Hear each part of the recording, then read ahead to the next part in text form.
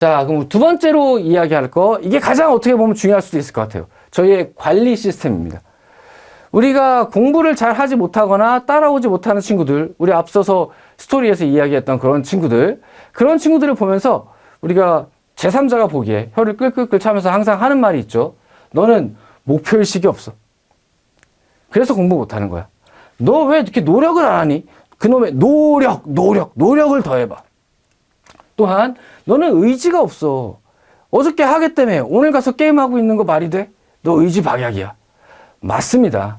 그런 친구들 목표가 부재한 거 맞고 노력이 부족한 거 맞고 의지가 박약한 거 맞아요. 하지만 사람 모두가 태어나면서부터 목표의식을 가지고 노력할 수 있는 성향을 가지고 항상 처음에 세운 초지를 일관해서 끝까지 몰고 수 있는 의지를 갖고 태어나는 건 아니잖아요. 저희들은 이렇게 생각합니다. 노력이 목표라고 하는 것, 그 목표가 앞으로 진로에 대한 큰 것이든 간에 아니면 앞으로 학습의 성적에 대한 어떤 목표이든 간에 하다못해 하루를 살아갈 하루의 계획표이든 간에 이러한 계획과 목표를 갖는 데 있어서는 가이드가 필요하다고 생각을 해요. 왜? 모르니까. 알면 알수록 내가 아는 것들이 많아지고 경험하는 것들이 많아질수록 그런 가이드 안에서 내 목표를 잡아가기가 편하니까. 그쵸? 목표는 갖고 태어나는 게 아니라 만들어지는 겁니다. 또한 노력 역시 마찬가지예요. 노력할 수 있는 거 물론 성향이라고 말하는 사람도 있지만 제가 보기에는 그 변하는 친구들을 많이 봤거든요. 고등학교 시절에는 막 학습에 관심도 없고 노는 것만 좋아하다가 마음 잘 먹고 연습하면서 결국 노력할 수 있는 사람으로 태어나는 친구들 많이 봤어요. 노력적 성향이라는 게 있을 수도 있겠으나 사실 그것보다 더 중요한 건 노력도 어떻게 하는지 그 ABC를 배우고 뭘 알아야 노력할 거 아닙니까? 공부해라라고 갖다 놓으면 그 안에서 내가 뭘 할지도 모르겠는데 어떻게 노력하겠습니까? 노력도 배우는 거고 연습해서 결국 체화하는 것이다 라고 저희들은 생각합니다. 또한 의지 역시도 마찬가지로 한번 세운 내가 대학에 가겠어 라고 하는 의지 한번 세우면 1년 동안 쭉 가기는 아무리 성인이라 할지라도 쉽지 않을 것 같아요. 내가 3일밖에 의지가 가지 않는다면 3일마다 옆에서 북돋아주고 할 수 있다고 응원해주고 의지를 갈 수 있도록 유도해주는 사람이 있으면 돼요. 이러한 역할을 관리 시스템이 해야 되고 저희는 이러한 관리 시스템을 퍼스널 트레이닝, PT라고 부르고 있습니다. 자, 이렇게 만들어주기 위해서 저희 PT 시스템은 그럼 어떻게 이루어지는가? 크게 일단 3단계로 이루어지고 처음에 들어오면 최초 PT라고 해서 학생의 현재 상황과 앞으로의 대략적인 계획을 세우는 PT를 해요. 이때는 학생은 그 주간에 좀 많이 만납니다. 숙제도 다양하게 부여해보고 그 다음에 테스트도 다양하게 해보면서 이 친구의 현재 상황이 어떻고 그럼 어디부터 시작해야 되고 어떻게 했을 때 언제까지 최소한 한 달 단위로 언제까지는 이 정도 단위에는 좀 머물러야 된다 라고 하는 것들을 청사진을 그려주는 게 최초 PT라고 보시면 될 것 같아요. 현재 수준을 명확히 진단하고 그러고 나면 매 주마다 학생 한 명 한 명을 다 만날 거예요.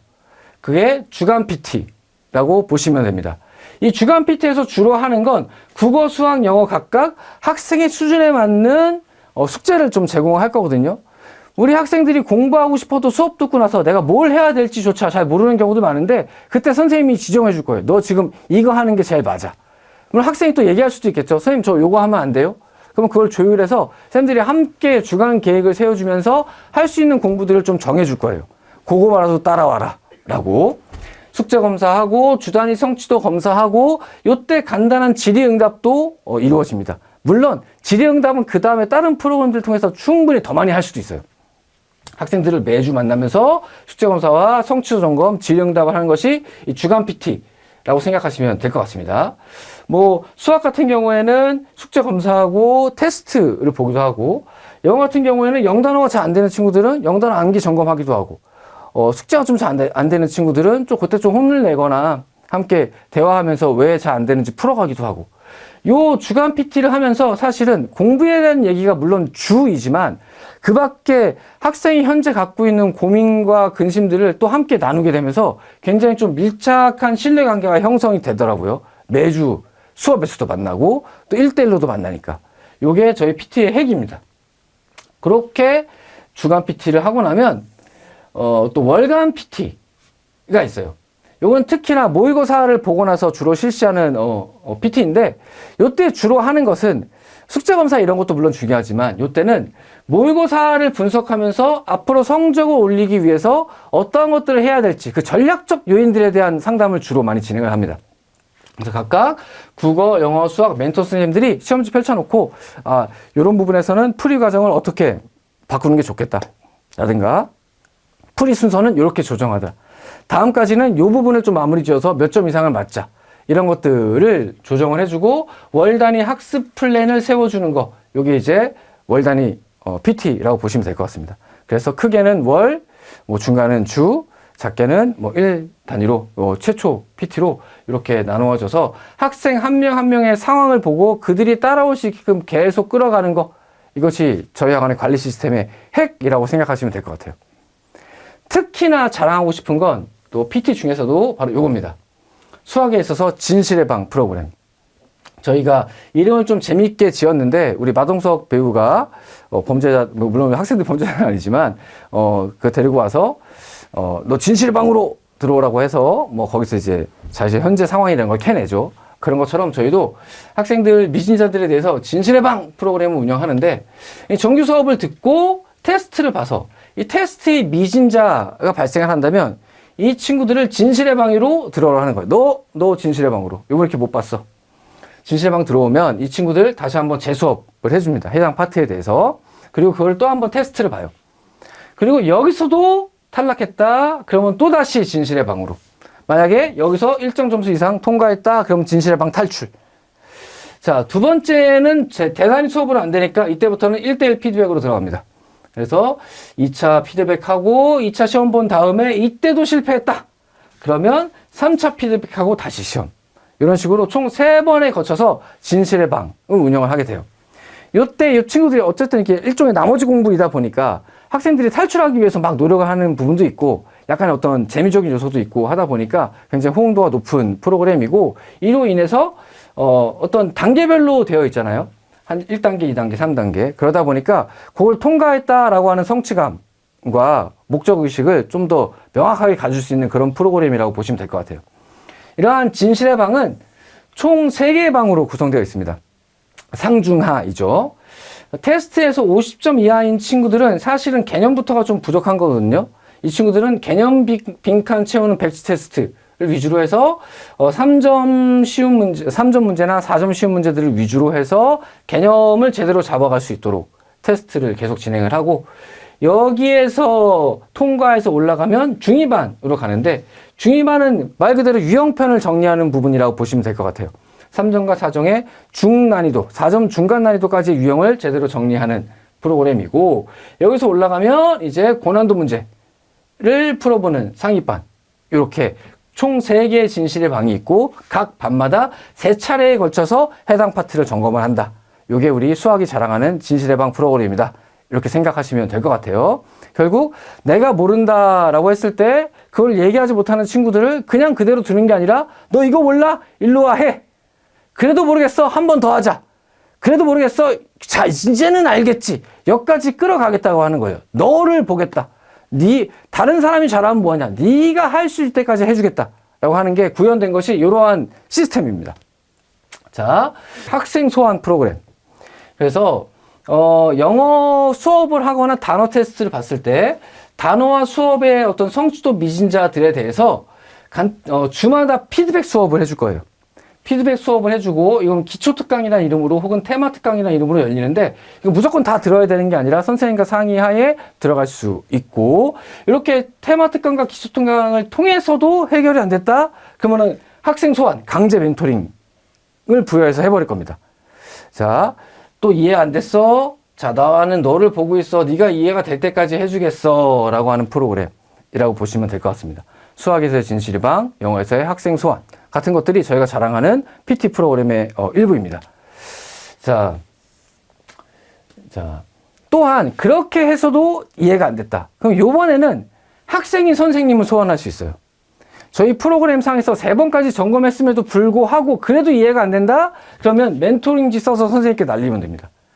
작년에도 전 영어 강사인데 제가 맡은 친구 중에 구문이 정말 못 따라오는 친구가 있었어요. 이 친구 수업을 해주고 그다음에 뭐 특강 들었는데 계속 못 따라와서 거의 뭐 일주일에 뭐 3-4번씩을 멘토링지를 냈고, 그때마다 뭐 제가 학생과 시간 약속 잡아서 좀 긴 시간을 쓰거든요.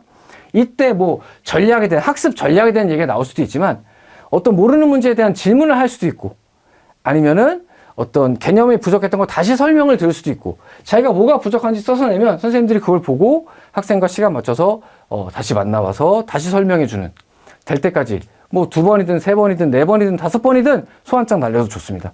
그렇게 해서 마지막까지 네가 이해할 수 있게, 우리 학원에서 이렇게 운영했으니까 됐어가 아니라 너 아직 이해 못했니? 그러면 쌤 불러내. 쌤이 너 부를 거야. 이런 식으로 구현할 수 있게끔 구성된 게 저희 학원의 관리 시스템이라고 자부할 수 있을 것 같습니다. 이렇게 보면 PT, 진실의 반이나 학생 소환, 그리고 이번에 학생이 선생님을 소환, 이렇게 한 3차례에 걸쳐서 혹은 그 밖에도 계속 이어지면서 이해를 하고 넘어갈 수 있게끔 그런 프로그램을 만들어 내겠습니다. 자, 여기까지가 저희 학원의 관리 시스템이었습니다. 이렇게 강하게 되면 이렇게 자기 주도적 어떤 학습 역량이 생기고 나면 사람이 변해요. 이 변한 친구들은 질문을 하나 해도 좀 달라요. 가령 학습에 관심이 없고 주도성이 좀 부족한 친구들은 질문을 갖고 왔을 때 쌤 이거 풀어주세요. 이거 모르겠어요. 이런 식으로 질문하거든요. 근데 자기가 주도적인 친구들은 자기가 그걸 이미 해봤으니까 이런 식으로 질문합니다. 쌤 저 여기까지 이렇게 풀었는데 이거는 맞는 것 같거든요. 근데 요 다음에 진행이 안 돼요. 요 다음에 어떤 다른 개념을 떠올릴 게 있나요? 아니면 제가 처음부터 접근을 잘못한 것일까요? 이런 식으로 질문을 하더라고요. 아이가 눈빛이 변하고 태도가 변합니다. 우리 선생님들은 지금 당장의 성적이 높은지 낮은지가 아니라 그렇게 변한 태도를 봤을 때 이 녀석 이 친구 올해 성공하겠구나 라는 느낌을 갖게 되고, 그런 것들이 거의 80-90%는 맞더라고요. 저희 학원의 교육 목표는 이겁니다. 사람이 변해야 성적이 변한다.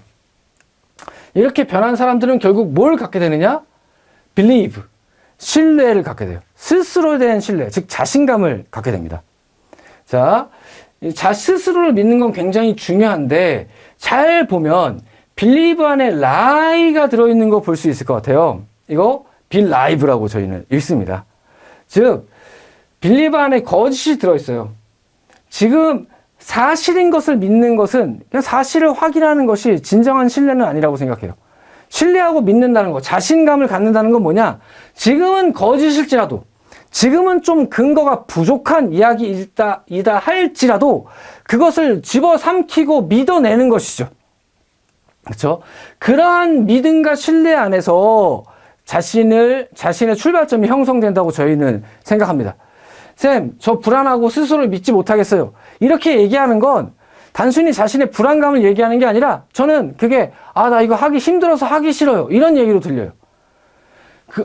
힘들어서 하기 싫다 할지라도, 그렇다 할지라도 저는 제가 할 수 있을 거라고 생각해요. 저는 저를 믿어요. 라고 했을 때 그러한 말 안에는 그 과정 속에 있는 어려움이나 땀과 눈물을 다 감내하고 그 길을 걸어가겠습니다 라고 하는 의지와 신념이 들어있는 거라고 생각을 합니다. 지금 여러분들 재수를 결정하는 데 있어서 불안하고 힘들죠? 스스로 믿지 못하겠죠? 그럼 저희들이 먼저 믿어드릴게요. 여러분들을 보고 여러분들의 가능성을 믿겠습니다. 저희들이 믿고 여러분들에게 노력의 ABC, 계획의 1, 2, 3을 알려드릴게요. 스스로 자기 주도해서 스스로 설 수 있는 길을 열어드리겠습니다. 그것이 저희가 추구하는 교육 목표입니다. 스스로 변할 수 있게끔 스스로 믿고, 지금은 거짓이라 할지라도 그 가능성을 믿고 이끌어가는 거, 그런 프로그램을 운영하도록 노력하겠습니다. 학생 하나하나에게 관심을 가지고 학생 하나에게 그들에게 필요한 정성을 다해서 신뢰를 가지고 이끌어가는 프로그램을 만들도록 하겠습니다. 자, 재수를 결정하는 데 있어서 자기 스스로를 잘 통제하는 것만큼이나 학원을 고르는 것 역시 굉장히 중요한 문제라고 생각을 합니다. 이왕이면 제대로 된 프로그램과 시스템 그리고 교육관을 갖고 있는 학원을 잘 선택하셔서 꼭 올해 재수하는 혹은 N수하는 1년이 낭비하는 1년이 아니라 자기의 어떤 성적으로도 대학으로도 인격으로도 도약할 수 있는 그러한 1년이 되기를 간절히 바랍니다. 감사합니다.